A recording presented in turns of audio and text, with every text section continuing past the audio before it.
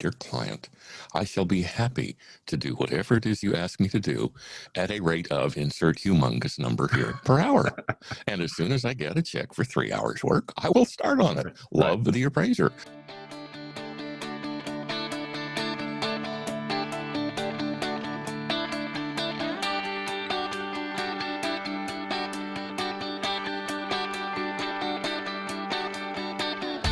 Originating from deep inside the Rocky Mountains, transported through the power of the internet, and arriving inside your tiny earbuds. It's the Appraiser Coach Podcast, helping appraisers increase their efficiency, quality, and make more money. Here's the guy who makes it his life's mission to create value for real estate appraisers nationwide. Your host and the Appraiser Coach, Justin Harris. And welcome back to the program. Each and every one of you folks, I just look into the numbers and the downloads, and it's just super exciting to have you out there. Thank you for listening. It's amazing to me that anybody listens to even one of these and actually comes back and listens to a second one. So thank you for being here. I just love doing this. I love that you're listening, and I love your questions, which we're going to deal with today. I want to pause here first and remind you that we're sponsored by 3 great companies. Just over the weekend, I was able to contact my E&O people. Man, they are right on top of things, and just wonderful people to work with. It's OREP. OREP.org is where you find out more. That's OREP.org. Alamode, of course, is the software that I've been using for years, will continue to use because they continue to give me some great value on my report write-ups. If you're with any other company, check them out. Go to alamode.com. It's ALAMODE.com, or you can pick up the phone and call them. Talk to a live person at 800. Alamode, finally, we're sponsored today by DataMaster. DataMaster, of course, is saving appraisers time, and when you're an appraiser, time is money. So saving you money, saving you time, it's DataMaster, DataMasterUSA.com, DataMasterUSA.com. Well, folks, on an occasional basis, we have a great friend of mine, an individual who is very knowledgeable and come and answer questions, mostly concerning USPAP and the way that we do things and ethics and morals and everything else that we have to deal with, legalities and state boards and everything else. His name is Mr. Tim Andersen, and he's with us again today. Tim, welcome back to the program, my friend. Thank you for being here. Justin, thank you. I appreciate the invitation. Again, it's an honor to be with you. It's an honor to be with my fellow appraisers. So thank you. You know, the interesting thing, Tim, when you say that it's an honor to be here, you mean it. You are a genuine person who gives freely of his time, and I just love you to death. Thank you again for being here, my friend. Thanks. Thank you. Yeah, it's either this or take a nap, and one can only take so many naps. I wish those were my 2 choices. I guarantee my choice would be the second one. But here, nonetheless, you're here. We've got some questions on the table. And for those of you who are new to the program or fairly new to the program, this is an ongoing series that we've done, for a couple of years now, probably, Tim, what we call the Dear USPAP Instructor side of things. And this is where questions have come in from listeners who have questions about how to do appraisal, how to follow the rules, and how to do things right. And sometimes these questions are a little over my head. And so we bring, let's be honest, it's a lot over my head. So I bring in an expert like yourself, and we'll start with the first question. How's that, Tim? Oh, great. Let's answer the question. I mean, there's nothing worse than an unanswered question, especially if it's going to push an appraiser in the direction of doing something he or she should not do. Okay. So this has to do with, and any appraiser has been doing this for more than just a few years, they'll recognize the 1007 form. Okay. For those of you who don't maybe know the Fannie Mae number, this is the form that we typically do a rent schedule on. The question says, if a client orders a 1004 or a typical URAR, and then later realizes that they also need a 1007, then the appraiser should attach the 1007 to the 1004, correct? In other words, they're combining the two, and they say, listen, if you do a 1004 full appraisal and you do a 1007 rent schedule, they need to be delivered together. What say you? Well, that would be the ideal, yes. Simply because, as you indicated earlier, the 1007 form calls for the appraiser to form an opinion of the rental value of the property, the market value of the property's rent. Therefore, it is an appraisal. And in and of itself, just like the 1004 form, it does not conform to USPAP. The appraiser has to make it conform. And the easiest way to do that is to fill out what the form calls for and then make it part of the appraisal and report itself. That's perfectly legitimate. From a standpoint of, does it have to be attached to a 1004 form? That would be the ideal. Okay, I'm going to play devil's advocate. I promise I'll let you finish, but you said something as you were giving your answer that I think some listeners would maybe raise an eyebrow to, and they say, well, wait a minute, did Tim just say that a 1007, a rent schedule, we're not talking market value, a rent schedule is an appraisal? Are we not talking the market value of the rent? Okay, but honestly, Tim, I mean, some appraisers, not myself. Again, I said devil's advocate. Okay, I'm gonna pretend like I know what I'm doing here. But I've heard the question before. You know, is a market rent the same thing as a market value? Obviously not. But how is that an appraisal then? Go back and look at the definition of market value. How can that apply solely and only to the sale of the fee simple estate from one retail seller to one retail buyer? Okay. It's simple look at it. All it says is it doesn't say the most probable sales price. It says the most probable price. Well, if you own, you just recently moved your studio. And I don't know whether you own the building or not. That's irrelevant. But if you were to rent that studio, you walked in and you said, "Hello, manager, how much is that space rent for?" And the manager said $15 a square foot. And you said 12. And the manager said $13.50. And you said 13. And you said done. All right. Is that not a price? Yeah. Okay. So it's the most probable price. Now, you walked in there, you'd done your homework. You were aware of what rented in the area.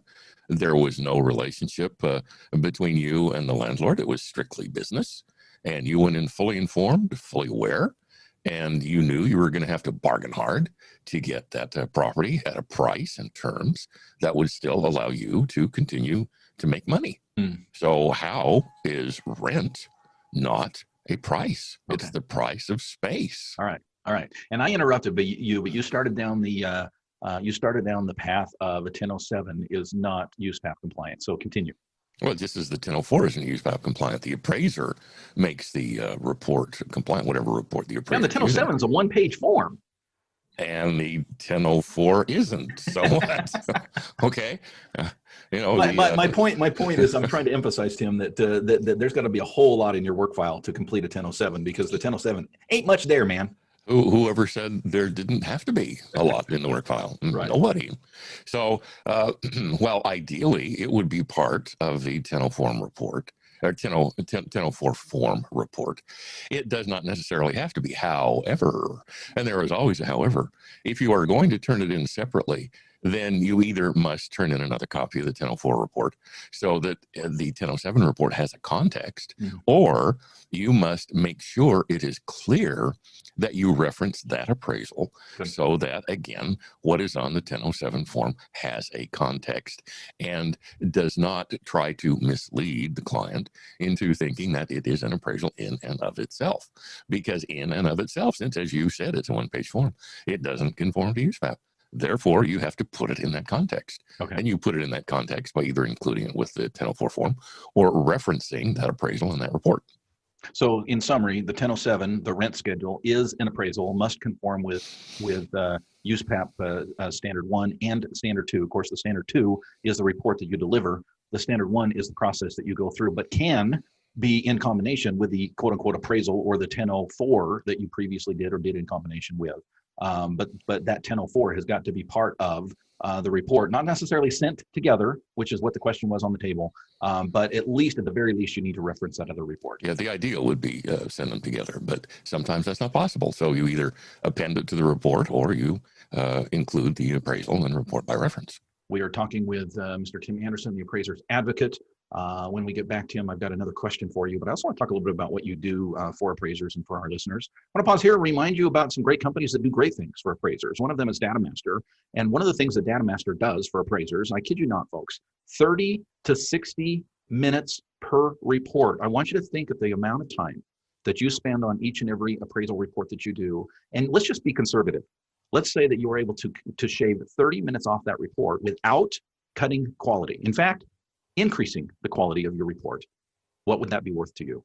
DataMaster is what you need to look at. DataMasterUSA.com. It's DataMasterUSA.com. Speaking of saving time, speaking of technology and allowing it to work for you, a la mode continues to work for appraisers, allowing you the tools, the strengths that you need to be able to do your work and do it well.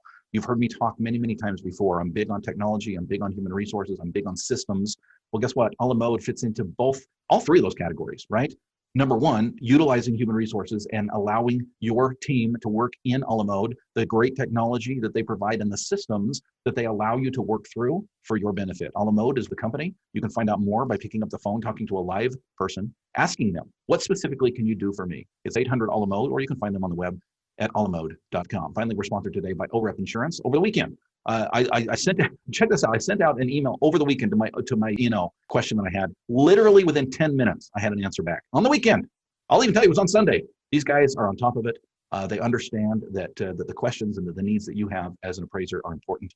Folks, I don't care what other you're with. You need to be with OREP. Check them out. Go to orep.org. Again, it's OREP.org.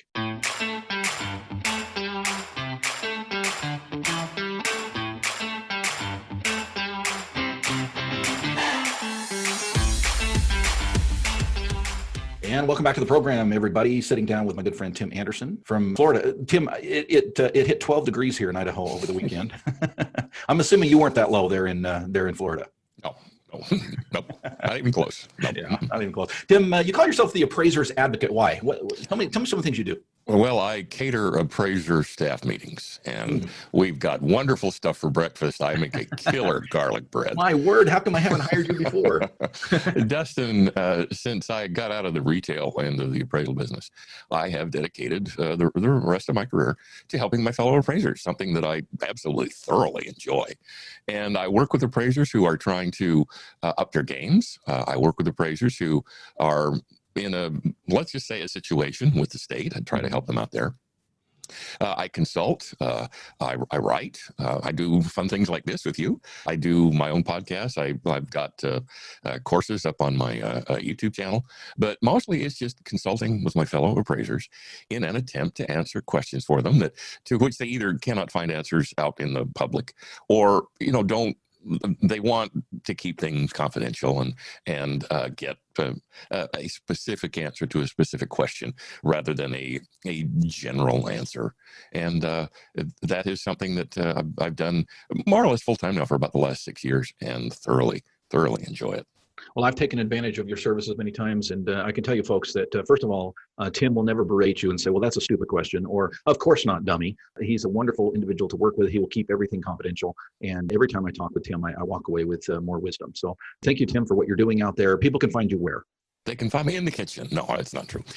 Dustin, my email address is tim@theappraisersadvocate.com, which is also my website, which is also my YouTube channel. Or they can watch The Appraiser Coach and look for the interviews that you and I have. There you go. All right. So again, Tim has joined us today for what we call the Dear USPAP Instructor episode. And I've got another question for you, Tim. This came in from one of our listeners. Question was, I received a revision from a lender. The revision specifically said, please see the purchase agreement addendum uploaded, lowering the purchase price and amend the appraisal accordingly. Further follow-up to this individual, Tim says that this individual completed an appraisal. The purchase price, let's call it $300,000, right? I'm making numbers up, but the purchase price was $300,000. The appraisal was for a purchase, and the appraiser came in, let's say, at $290,000. Okay, so some realtors rather would say, well, then the appraiser came in low. I would say, well, then the purchase price was too high. And in this case, it probably worked out for the benefit of the buyer because they went back to the table, they renegotiated, and let's say they brought it down to $290,000. And now the lender is coming back and saying, hey, Mr. Appraiser, can you amend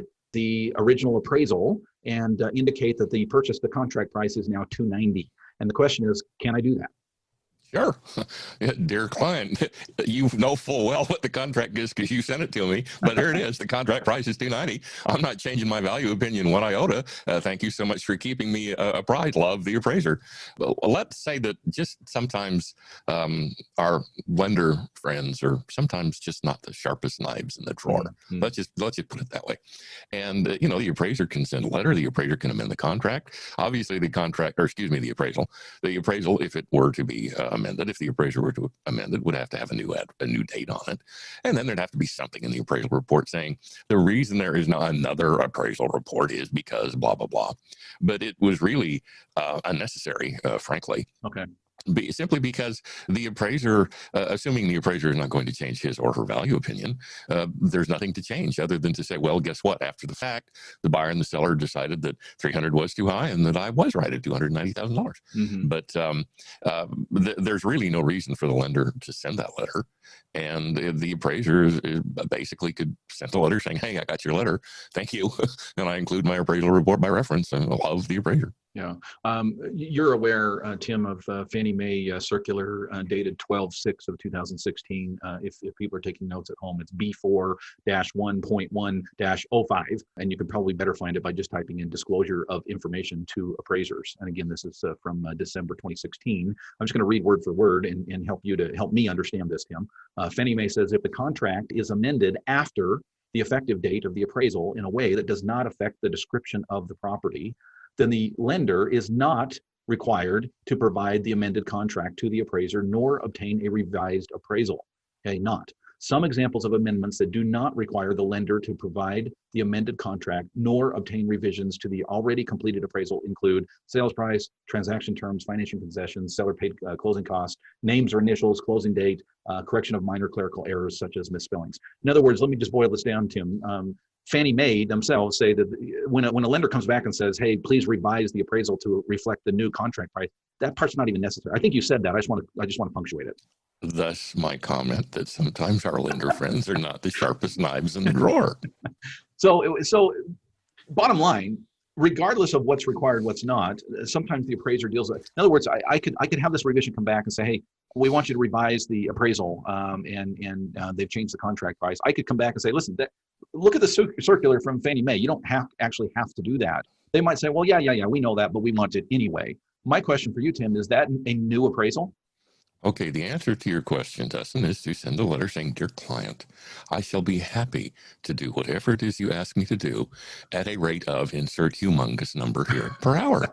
And as soon as I get a check for 3 hours work, I will start on it. Love the appraiser. Yeah. And I will flat guarantee you, all of a sudden, you'll become extremely unimportant. Probably that on future orders as well. Hey, as you've said, Dustin, you got A clients and you got B clients and you got Y clients. Yep, you got it.